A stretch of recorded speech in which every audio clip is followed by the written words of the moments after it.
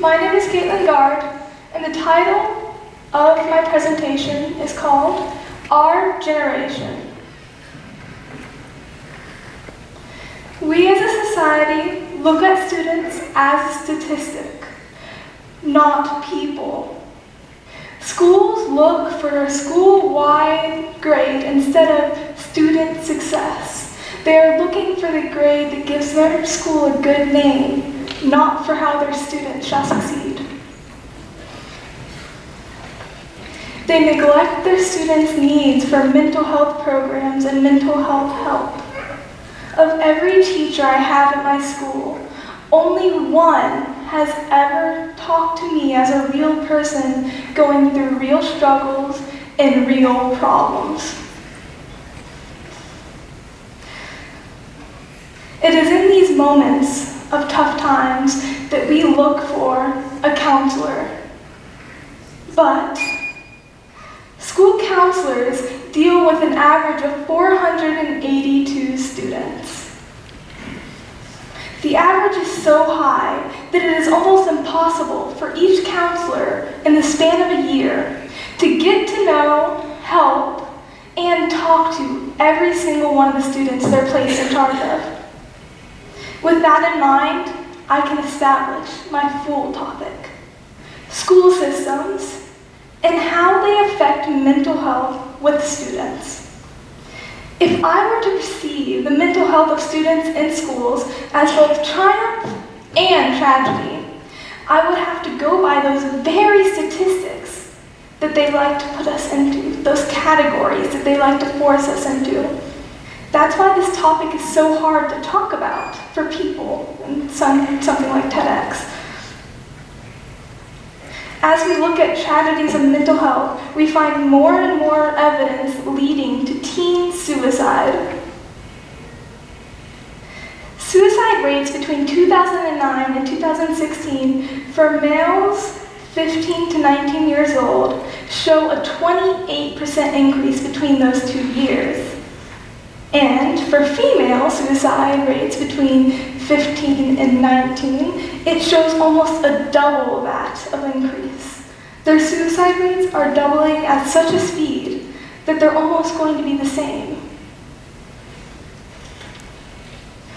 I mean, 1.5 students out of 100,000 between the ages of 10 and 14, that's around 5th through 7th grade and 8th grade, kill themselves. Another effect of school can be stress, and one of the effects from stress is dropouts. Students choose dropping out over getting help because of how hard it is for them to get that help. 40% of those who drop out had an extreme stressful event before they did so.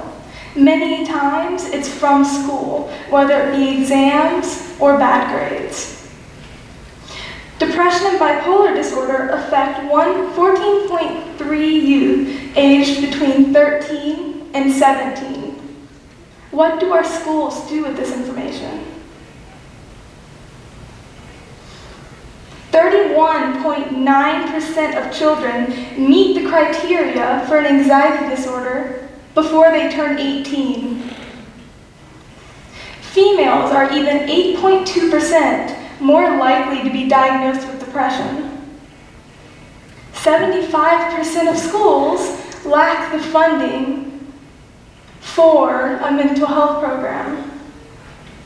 So we've talked about all the tragedies, all the terrible stuff, the depression, the bipolar, the mental health. But are there any triumphs? The short answer to that? No.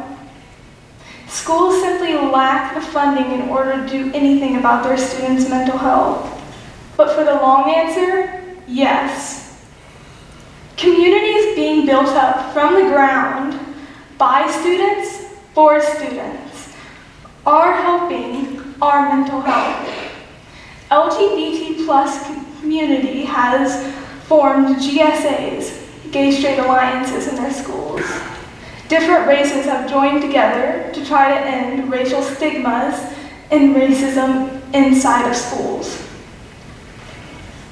Behavioral and special ed students are no longer locked away as if they're not good enough. They are brought into our classrooms and make friends.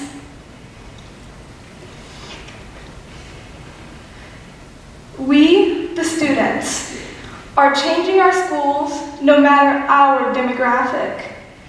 We are standing up for ourselves and our peers. Our generation will not wait for others to help us or for staff to point their fingers at no funding, their staff, or your home life. We, as Gen Z, will, as friends, peers, and family, give mental health the triumph it deserves.